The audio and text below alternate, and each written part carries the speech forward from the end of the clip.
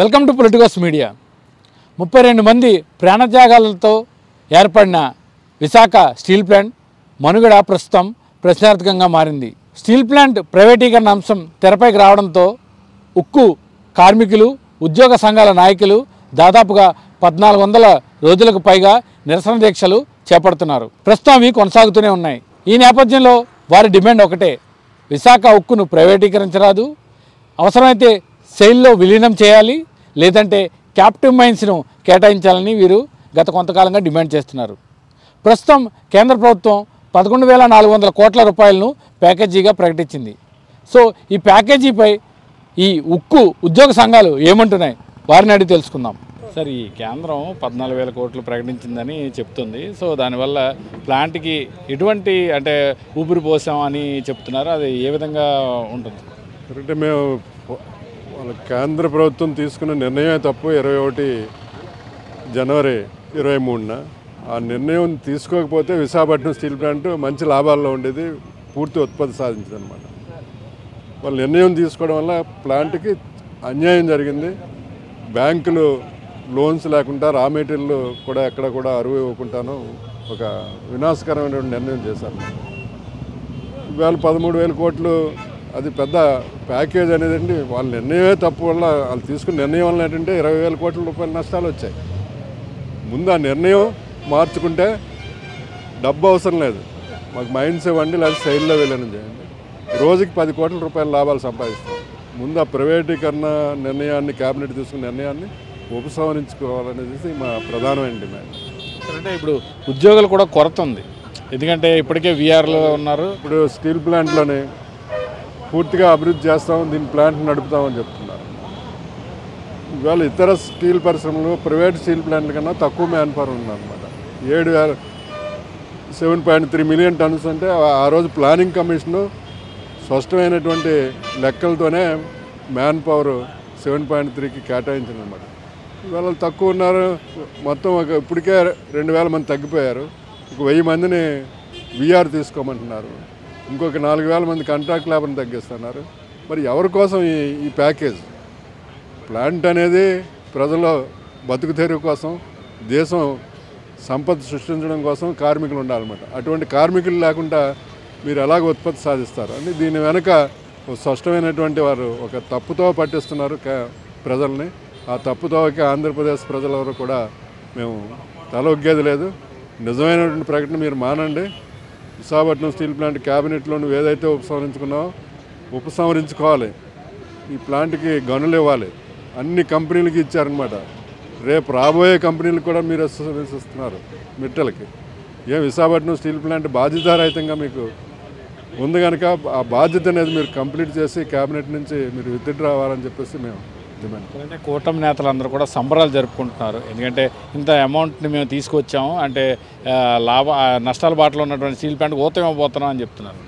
కూటమి నేతలు ఇదే ప్రకటన అయినప్పుడు 2021 మార్చి 23న ఇది గవర్నమెంట్ వ్యాపారం చేయదు, దీన్ని మూసేస్తామని పార్లమెంట్లోని ఇదే పార్లమెంటు సభ్యులందరూ కూడా యూనియన్లతో సంప్రదించి దీన్ని మూసేస్తామని చెప్పిన వాళ్ళు ఇవాళ విశాఖపట్నం స్టీల్ ప్లాంట్కి ఆంధ్రప్రదేశ్ ప్రజలందరూ కూడా పోరాటం చేస్తున్నారని చెప్పి ఇవాళ వచ్చి గేటుకి పాదాభినందనలు చేస్తున్నారు, పాలాభిషేకాలు చేస్తున్నారు అన్నమాట.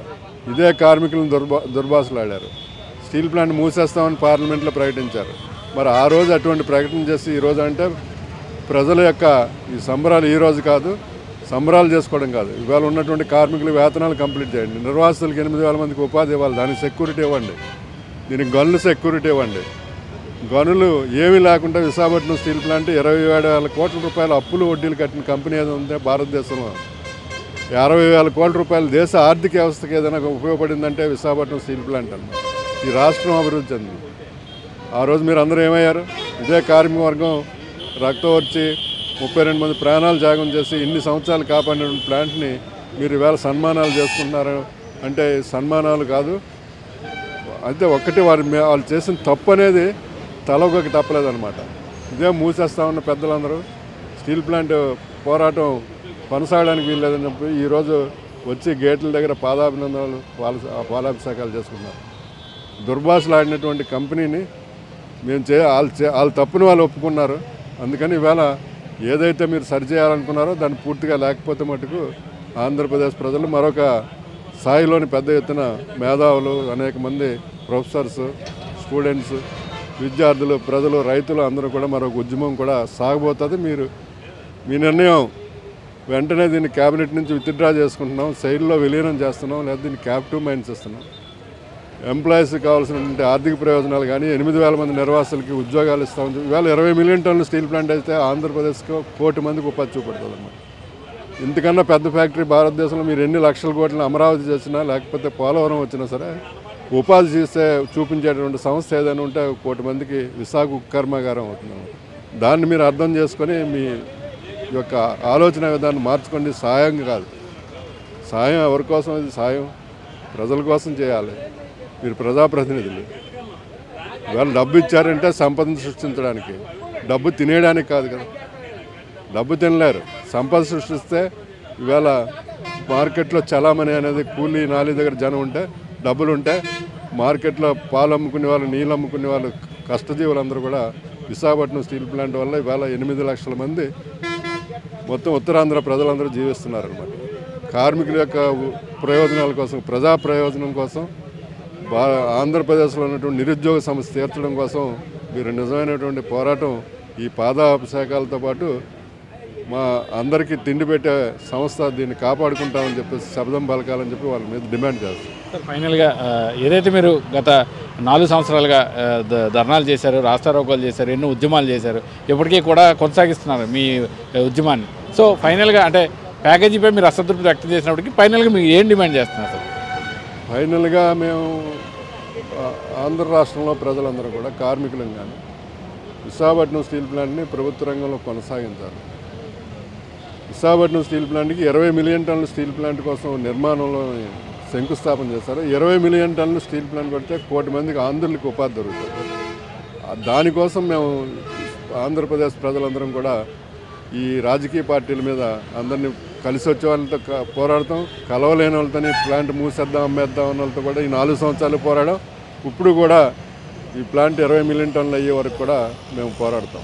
సార్, ఈ కేంద్రం ఏదైతే ప్రకటించిన 14,000 కోట్లపై పలు అనుమానాలు ఉన్నాయి. ఎందుకంటే వీటితో కార్మికులకి జీతాలకు చెల్లించాలంటే చాలా నిబంధనలు ఉన్నాయని చెప్తున్నారు. కార్మిక సంఘం నేతగా మీరేం చెప్తారు? 2021-22 ఆర్థిక సంవత్సరంలో విశాఖపట్నం స్టీల్ ప్లాంట్కి 930 కోట్ల రూపాయల నగదు లాభాలు వచ్చింది. 22-23, 23-24, 24-25 ఈ మార్చి నాటికి సుమారు 11,000 కోట్లు లాసెస్ ఉన్నాయి. ఈ లాసెస్ కారణం ఎవరు? ప్రభుత్వమే. రోజుకి 20,000 టన్నులు ఆటోమేటిక్లు వచ్చే బ్లాస్ట్ ఫర్నేస్లను మూసేసి ఓటే నడిపి 3,000 టన్నులు తీయమని చెప్పి ఆర్డర్ వేసింది ఢిల్లీ నుంచి. వారు నియమించిన చైర్మన్లు, వారు నియమించిన డైరెక్టర్లు వచ్చి మొత్తం నాశనం చేయడం కోసం ప్రయత్నం చేశారు. ఈ 3 సంవత్సరాల కాలంలో వాళ్ళు సఫలీకృతం అయ్యారు. ఈ 3 సంవత్సరాల కాలంలో ఏ నష్టాలు అయితే ఉన్నాయి 11,000 కోట్లు, అదే 11,000 కోట్లు ఇప్పుడు ఇచ్చినంత మాత్రాన ప్లాంట్ ఎలా నడుస్తుంది? వాళ్ళ 1,640 కోట్ల రూపాయలు ఆల్రెడీ ఇచ్చారు 3 నెలల క్రితం. ఇచ్చాకే 4 నెలలు జీతాలు లేవు. జీతాల కోసం కాదు, జీతాలు లేకపోయినా 110% ఉత్పత్తి చేస్తున్నాం మేము. కాబట్టి దీనికి ఏదైతే స్ట్రాటజిక్ సేల్గా అమ్మాలని 4 సంవత్సరాలు నిర్ణయం చేశారో, అమ్మకాన్ని వెనక తీసుకుంటే బ్యాంకర్లు డబ్బులు ఇస్తారు, సప్లై చేస్తారు, కంపెనీ బ్రహ్మాండంగా నడుస్తుంది. అమ్మకం అనే కత్తి ఇంకా వెనక తీసుకోకుండా అది మా మీద ఎలాడుతూనే ఈ ప్యాకేజీలు ఇస్తామంటే ఎవరు నమ్ముతారు దీన్ని? ఒకటి. రెండోది, విశాఖపట్నం స్టీల్ ప్లాంట్ సెయిల్లో విలీనం చేయమని అడుగుతున్నాం. సెయిల్లో విలీనం చేయడానికి రూపాయి ఖర్చు లేదు, అది చేయడం లేదు. విశాఖపట్నం స్టీల్ ప్లాంట్ సొంతగా కేటాయించమని అడుగుతున్నాం, ఆ కేటాయించడానికి రూపాయి ఖర్చు లేదు. ఈ 3 చేస్తే ఖచ్చితంగా విశాఖపట్నం స్టీల్ ప్లాంట్ దూసుకుపోతుంది. అది ప్రజలకు ఉపయోగపడుతుంది, వేల కోట్ల రూపాయల సంపద సృష్టిస్తుంది, యువతకు ఉద్యోగ అవకాశాలు వస్తాయి, ప్రభుత్వానికి పనులు వస్తున్నాయి. ఈ విధంగా ముందుకు పోవాలని మేము అడుగుతాం.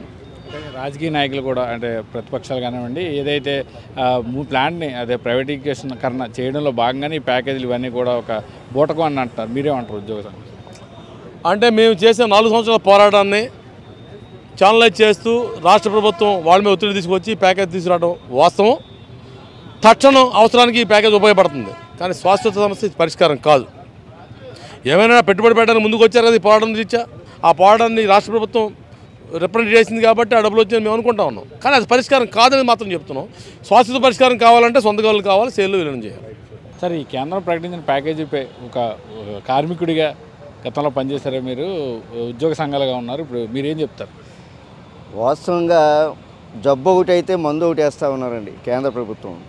ఎందుకంటే వాళ్ళు ఏదైతే అనుకున్నారో దాని నుండి బయటకు వెళ్ళదు. దీన్ని అమ్మేస్తాం లేకపోతే మొత్తం స్ట్రాటజిక్ సేల్ చేస్తాం అనేది ఏదైతే అన్నారో దాని నుండి మాత్రం ఈ రోజు వరకు బయటకు రాలేదు. కానీ ఇక్కడ జరుగుతున్నటువంటి పోరాటాల ఫలితంగా 4 సంవత్సరాల నుండి ఈ పోరాటం చేస్తున్నాం కాబట్టి ఇక్కడ నుండి ప్రజల నుండి ఈ ప్రభుత్వం మీద వ్యతిరేకత వస్తూ ఉంది. కాబట్టి ఈ 11,000 కోట్ల రూపాయలు మనకు ప్రకటించడం అనేది జరిగింది. కానీ గత 4 సంవత్సరాల నుండి కూడా ఈ స్టీల్ ప్లాంట్కి ఏదైతే పూర్తి స్థాయి ఉత్పత్తి జరగనీయకుండా ఈ ప్రభుత్వం అడ్డం పడ్డది. రా మెటీరియల్ ఇవ్వలేదు, వర్కింగ్ క్యాపిటల్ ఇవ్వలేదు. ఇవ్వకపోగా మేము ఏదైతే లాభాలు సంపాదించుకున్నామో ఈరోజు ప్రకటించే నాటికి మాది 900 కోట్ల రూపాయలు నికర లాభాలు ఉంటే 2021లో దాన్ని కూడా బ్యాంకుకి అప్పులకి చెల్లించేసింది. దానివల్ల మాకు వర్కింగ్ క్యాపిటల్ లేకపోవడం వల్ల, మా రా మెటీరియల్ కొనుక్కోలేకపోవడం వల్ల ఈ 4 సంవత్సరాలు కూడా నష్టాలను ఊబిలోకి నెట్టింది. అంతేకాదు వాళ్ళ యొక్క తాబేదారులను ఇక్కడ చైర్మన్లుగా పంపించి ఏదైతే గవర్నమెంట్ చైర్మన్ ఇక్కడ ఉండాలి, కానీ వాళ్ళ యొక్క తాబేదారులను చైర్మన్గా పంపించి నాశనం ఎలా చేయాలనే ఆలోచనతో ఆయన వచ్చిన తర్వాత ఏదైతే సక్సేనా అని చెప్పి ఒక డైరెక్ట్ ఆపరేషన్ వచ్చిన తర్వాతే బ్లాస్ట్ ఫర్నెస్ 3 మూసేశాడు. ఆ తర్వాత 2వ బ్లాస్ట్ ఫర్నెస్ మూసేశాడు. ఒక్క బ్లాస్ట్ ఫర్నెస్తో నడిపితే ఇది 24,000 టన్నులు మెట్రిక్ టన్నులు తీయాల్సినటువంటి స్టీల్ ప్లాంట్ 3,000 మిలియన్ టన్నులు మెట్రిక్ టన్నులే తీస్తూ ఉంది. దానివల్ల నష్టాలు వస్తుంది. ఎందుకంటే ఏదైతే ఈ ప్లాంట్ 70%, 100% రేటెడ్ కెపాసిటీ తీగల కెపాసిటీ ఉంది. ఈ గొడవలు జరిగిన తర్వాత ఇప్పుడు చూశారు కదా, ఈ నిన్న 2 బ్లాస్ట్ ఫర్నెస్లో దాని యొక్క కెపాసిటీ 14,400 టన్నులు మెట్రిక్ టన్నులు, కానీ 15,000 మెట్రిక్ టన్నులు తీసింది 2 బ్లాస్ట్ ఫర్నెస్లు. అదే 3 బ్లాస్ట్ ఫర్నెస్లు రన్ అయితే ఈ రెండింటికంటే కూడా అది పెద్దది 3వ బ్లాస్ట్ ఫర్నెస్. అది కూడా రన్ అయితే దాదాపు 25 మిలియన్ మెట్రిక్ టన్నులు పర్ డే తీయడానికి అవకాశం ఉంది. అటువంటి దాన్ని కావాలని చెప్పి నాశనం చేసి దీన్ని అదానీకు అంబానీకు అమ్మేయాలని చెప్పి ప్రయత్నం చేస్తున్నాం. దానిలో భాగంగానే ఈరోజు ఆర్ఎల్స్ మెటీరియల్ని కూడా నక్కపల్లి తీసుకొస్తా ఉన్నారు. దానికి రా మెటీరియల్కి ఇస్తున్నారు. మాది ఈరోజు కూడా దీనిలో ఇంకో కుట్ర ఉంది. ఏంటంటే ఈ బ్లాస్ట్ ఫర్నెస్లు బాగా పనిచేస్తున్న బ్లాస్ట్ ఫర్నెస్ని నాశనం చేసి ఏదైతే ఎలక్ట్రికల్ హార్త్ ఫర్నెసెస్ తీసుకొస్తారట. ఎందుకంటే మనం చూసారు ఏదైతే సౌత్ కొరియన్ ప్లాంట్ అది ఏం చేశారు, ఎందువల్ల నష్టాల్లో పోయింది. ఏదంటే ఎలక్ట్రికల్ హార్త్ ఫర్నెస్ వచ్చిందంటే సంకనాయకపోవడమే. ఆర్ఎల్స్ మెటల్ కూడా ఎలక్ట్రికల్ హార్త్ ఫర్నెస్లతోనే విదేశాల్లో పెట్టాడు, అవన్నీ మూసుకుపోయాయి. మళ్ళీ ఈరోజు ఏమో బ్లాస్ట్ ఫర్నెస్లు ఎక్కడ కడతాడట, మాకు మాత్రం లేకుండా బ్లాస్ట్ ఫర్నెస్ లేకుండా చేయాలని చెప్పి ఈరోజు ఈ పెద్ద కుట్రలో భాగమే ఈ ప్యాకేజ్ అనేది మా నిశ్చిత అభిప్రాయం. ఎందుకంటే ఇది ఒక సంవత్సరం 2 సంవత్సరాలు లాగించి ఆ తర్వాత ఇప్పటికే వీఆర్ఎస్ పెడుతున్నారు. వీఆర్ఎస్లో చాలామంది వెళ్ళిపోతారు. అలాగే దాదాపు ఒక 2,000 మంది పైచీలకు 1 year 1.5 yearలో రిటైర్ అయిపోయే పరిస్థితి ఉంది. అంటే ఫస్ట్ ఫేజ్ ఎంప్లాయీస్ అందరూ వెళ్ళిపోయే పరిస్థితి ఉంది. అప్పుడు టప్పిమని అమ్మేయడానికి ఏర్పాట్లలో భాగమే అనేది మనం అర్థం చేసుకోవాలి. అందుకని భర్త గారు కూడా అంటున్నారు, ఏమంటున్నారు, ఇదే నేను కష్టపడి తీసుకొచ్చాం, ఇంకా భవిష్యత్తులో ఇటువంటిది ఏమి ఉండదని చెప్పి కూడా ఆయన చెప్పేస్తూ ఉన్నాడు. దాన్ని బట్టి మనం అర్థం చేసుకోవచ్చు. కాబట్టి ఇది చాలా అన్యాయమైనటువంటి కుట్రలకు భాగంగానే ఈ ప్యాకేజ్ అనేది మేము నమ్ముతున్నాం. సార్, ఈ కేంద్రం ఇటీవల విడుదల చేసిన ఈ ప్యాకేజీపై ఒక కార్మిక సంఘం నేతగా మీరేం చెప్తారు? విశాఖపట్నం స్టీల్ ప్లాంట్కి కేంద్ర ప్రభుత్వం ప్రకటించినటువంటి 11,440 కోట్ల ప్యాకేజ్ ఏదైతే ఉందో అది తాత్కాలిక ఉపశమనం మాత్రమే, అది శాశ్వత పరిష్కారం కాదు. విశాఖపట్నం స్టీల్ ప్లాంట్ని ప్రభుత్వ రంగ సంస్థగా కొనసాగిస్తూ సెయిల్లో విలీనం చేస్తున్నామని చెప్పి భారత ప్రధానమంత్రి క్యాబినెట్లో తీర్మానం చేసి ప్రధానమంత్రి ప్రకటన చేయాలి. ఎందుకంటే క్యాబినెట్కి అధ్యక్షత వహించేది భారత ప్రధానమంత్రి. చంద్రబాబు నాయుడు గారు, పవన్ కళ్యాణ్ గారు, పురంధేశ్వరి గారు, లేదా ఇతర మంత్రుల్లో ఎవరో కుమారస్వామి గారు స్వయాన స్టీల్ మంత్రి చెప్పినా అది వాస్తవిక దృక్పథం కాదు. కేంద్ర ప్రధానమంత్రి ఏదైతే అనౌన్స్ చేశారో అదే ప్రధానమంత్రి మళ్ళా ప్రకటన చేయాలని చెప్పి మేము కోరుతున్నాం. ఈ ప్యాకేజ్ అనేది తాత్కాలిక ఉపశమనం మాత్రమే. ఎందుకంటే 2021 జనవరి 27న విశాఖపట్నం స్టీల్ ప్లాంట్ 28,000 కోట్ల టర్న్ ఓవరు, 900 కోట్ల నికర లాభాల్లో నడుస్తున్న సందర్భంలో కేంద్ర ప్రభుత్వం పార్లమెంటు సాక్షిగా 100% అమ్మేస్తాం, అమ్మనివ్వకపోతే మూసేస్తాం అని చెప్పి ప్రకటన చేశారు. చేసిన తర్వాత అనేక ఆంక్షలు విధించి రన్ అవుతున్న కంపెనీ, లాభాల్లో ఉన్న కంపెనీని ఉత్పత్తిని నిలిపేసి రా మెటీరియల్ కొనుక్కోకుండా డబ్బులు ఇవ్వకుండా బ్యాంకుల్ని భయభ్రాంతులు చేసి, ఎందుకంటే పార్లమెంటు సాక్షిగా నిర్మలా సీతారామన్ గారు 100% అమ్మేస్తున్నాం, అమ్మనివ్వకపోతే మూసేస్తాం అని ఒక ఫైనాన్స్ మినిస్టర్ భారత పార్లమెంట్లో ప్రకటిస్తే ఏ బ్యాంక్ కూడా డబ్బులు ఇస్తాడా? డబ్బులు ఇవ్వడు. కాబట్టి పూర్తిగా దీన్ని నిర్వీర్యం చేసి ఉత్పత్తిని నిలిపేసి సేల్స్ ఆపేసి సుమారు 11,000 కోట్ల రూపాయలు నష్టాలకు తీసుకెళ్లారు. ఈ 4 సంవత్సరాల్లో 11,000 కోట్ల రూపాయలు నష్టాలకు తీసుకెళ్ళి ఇవాళ ఉత్పత్తి చేయడానికి వీలు కాని పరిస్థితుల్లో భారీ యంత్రాలు మెయింటెనెన్స్ లేవు. 4 సంవత్సరాల నుంచి అనేక విభాగాలు కూలిపోతున్నాయి. ఎందుకంటే నిన్న కాక మన సెంట్రల్ ప్లాంట్లో ఒక కన్వేయర్ కూలిపోయింది. సుమారు 13-14 యాక్సిడెంట్లో మనుషులు చచ్చిపోతున్నారు. ప్రాణాలకి పణంగా పెట్టే పరిస్థితి వచ్చింది. భద్రత ప్రమాణాలు మెరుగుపరచలేదు, మెయింటెనెన్స్ లేదు. ఎప్పుడు ఏం జరుగుతుందో విషవాయులతో నిండున్న కంపెనీ. కోకోన్ గ్యాస్ కానీ బ్లాస్ట్ ఫర్నేస్ గ్యాస్ కానీ అత్యంత ప్రమాదకరమైంది. గాజు వాక్ వరకు ఏదైనా లీక్ అయితే ఏ ఒక్కడు కూడా మిగలని పరిస్థితి. ఆ పరిస్థితిలో స్టీల్ ప్లాంట్ని ఇది మొత్తంగా మూసేస్తే దీన్ని ఇబ్బంది పెట్టినట్టయితే కార్మికులు ఇక్కడి నుంచి వెళ్ళిపోతారు. భయభ్రాంతులు గురి చేయడం వల్ల 750 మంది కార్మికులు రిజైన్ చేసి వెళ్ళిపోయారు ఈ 4 సంవత్సరాల్లో. అలాగే ఇప్పుడు ఒక పక్క మేము ప్యాకేజ్ ఇస్తున్నాం, కంపెనీని బాగు చేస్తాం అని చెబుతూ రెండో పక్క వీఆర్ఎస్ అనౌన్స్ చేశారు. ఈ వేళకి 700 మంది వీఆర్ఎస్ అప్లై చేశారు వెళ్ళిపోవడానికి. ఇప్పటికే మ్యాన్ పవర్ 18,500 మంది పర్మనెంట్ కార్మికులు ఉండవలసింది 12,000 మాత్రమే ఉన్నారు స్టీల్ ప్లాంట్లో. సుమారు 8,000 ఉద్యోగాలు ఖాళీగా ఉన్నాయి. దీనికి తోడు చనిపోయిన వాళ్ళు కానీ రిటైర్ అయిన వాళ్ళు వాళ్ళ స్థానంలో కొత్త వారిని నియమించట్లేదు. ఇన్ని ఇబ్బందులు గురి చేస్తూ 6 నెలల నుంచి కార్మికుల ఉద్యోగుల వేతనాలు ఇవ్వలేదు. ప్రతి నెల కూడా 200 కోట్ల నుంచి 2,000 కోట్ల నుంచి 2,500 కోట్లు సేల్ జరుగుతుంది. డిసెంబర్లో 2,000 కోట్లు సేల్స్ అయింది. ఇప్పటి వరకు నెల ఆల్రెడీ 1,500 కోట్లు సేల్ అయింది. అయినా కానీ 70-80 కోట్లు శాలరీస్ ఇవ్వట్ల. కార్మికులు పిఎఫ్ ఆఫీసరు, అలాగే థ్రిఫ్ట్ ఆఫీసరు, అన్ని కార్మికులకు రావాల్సిన, చనిపోయిన కార్మికుల భార్య పిల్లలకు రావాల్సిన డిఏ బేసిక్ ఆఫీసరు ఇంత దుర్మార్గంగా పక్కన ప్రవర్తిస్తూ రాష్ట్ర గౌరవ ముఖ్యమంత్రి, అలాగే ఉప ముఖ్యమంత్రి, బీజేపీ నాయకులు విజయోత్సవాలు జరుపుకుంటూ ఈ రోజుకు కూడా 6 నెలల నుంచి దీపావళికి వేతనాలు ఇవ్వలేదు, దసరాకు వేతనాలు ఇవ్వలేదు, నూతన సంవత్సరానికి వేతనాలు ఇవ్వలేదు. అలాగే సంక్రాంతి అత్యంత పెద్ద పండుగ మన ఆంధ్రప్రదేశ్ ఉభయ తెలుగు రాష్ట్రాల్లోని. ఈ పండుగ కూడా అలో రామచంద్రన్ రోడ్డు మీద పడి ఈరోజు కూడా కడుపు చేతితో పట్టుకుని కన్న తల్లి లాంటి కంపెనీని కాపాడుకోవడం కోసం 6 నెలల నుంచి జీతాలు లేకపోయినా అంకిత భావంతో కార్మికులు పనిచేస్తున్నారు. ఇలాంటి కార్మికులను ఇంకా మోసపుచ్చుతూ మేము ప్యాకేజ్ ఇచ్చాం, ఈ ప్యాకేజ్ వల్ల ఏదో ఒరిగిపోతున్నాం మీకు అని అనడం అన్నది కరెక్ట్ కాదు. ఇప్పటికైనా సరే భారత ప్రధానమంత్రి ప్రకటన చేయించాలి. అలాగే 2021 నుంచి ఈ రోజు వరకు ఏదైతే కొనుగోలు అమ్మకాల్లో అత్యంత ప్రమాణాలని దిగజార్చి అనేక మంది ఉన్నతాధికారులు సీఎండీ మొదలుకొని డైరెక్టర్ల వరకు, ఉక్కు మంత్రిత్వ శాఖలో కొంతమంది కార్యదర్శుల వరకు కూడా అవినీతికి పాల్పడ్డారు. గత 4 సంవత్సరాలుగా ఎవరెవరైతే అవినీతికి పాల్పడ్డారో వాళ్ళందరి మీద ఇప్పటికే సిబిఐ కేసులు ఉన్నాయి. కొంతమంది రిజైన్ చేసి పారిపోవడం జరిగింది, కొంతమంది ఇంకా రిజిగ్నేషన్ కోసం అప్లై చేసుకున్నారు. వీళ్ళందరిపైన చర్యలు తీసుకోవాలని చెప్పి కోరుతున్నాం. అలాగే మెయింటెనెన్స్కి భద్రతా ప్రమాణాలను మెరుగుపరచడం కోసం సుమారు 1,000 కోట్ల రూపాయలు భద్రతా ప్రమాణాలు మెరుగుపరిచి మెయింటెనెన్స్కి ఇవ్వాలని కోరుతున్నాం. ఈ పరిశ్రమని పూర్తి స్థాయి సామర్థ్యంగా నడిపించడానికి 60 రోజులకి కోకింగ్ కోల్ కానీ ఐరన్ ఓర్ కానీ మనకి నిల్వ ఉండాలి. 60 రోజులకు ఉండాలంటే ఎన్ఎండిసి నుంచి, అలాగే కోల్ ఇండియా నుంచి, అనేక పరిశ్రమల నుంచి మనకు రావాల్సినటువంటి అన్నీ కూడా మనకు సమకూర్చాలి. రైల్వే గత 35 సంవత్సరాలుగా ఇదేవిధంగా సహకరించింది. కేంద్ర ప్రభుత్వం ఆంక్షలతో రైల్వే రేకులు కూడా ఉన్న పరిస్థితి వల్ల తయారు చేసిన మెటీరియల్ అమ్ముకోవడానికి, బయటికి తీసుకెళ్ళడానికి, వేరే ప్రాంతాలకు తీసుకెళ్ళడానికి లేదు, మనకు రా మెటీరియల్ తెచ్చుకోవడానికి లేదు, బాయిలర్ కోల్ తెచ్చుకోవడానికి వీళ్ళు కాని పరిస్థితుల్లో ఇవాళ పవర్ ప్లాంట్ 350 మెగావాట్స్ పవర్ ప్లాంట్ని మనం నిలుపుదల చేసుకుని రాష్ట్ర ప్రభుత్వం నుంచి కొనుక్కునే పరిస్థితి క్రియేట్ చేశారు.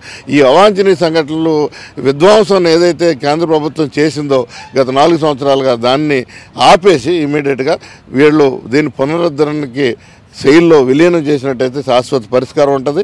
అలాగే కార్మికులు గత 7 సంవత్సరాలుగా కోల్పోయినటువంటి ఆర్థిక ప్రయోజనాలు, సుమారు ప్రతి కార్మికుడు కూడా నెలకి 25,000 రూపాయలు ఆర్థికంగా నష్టపోతున్నాడు.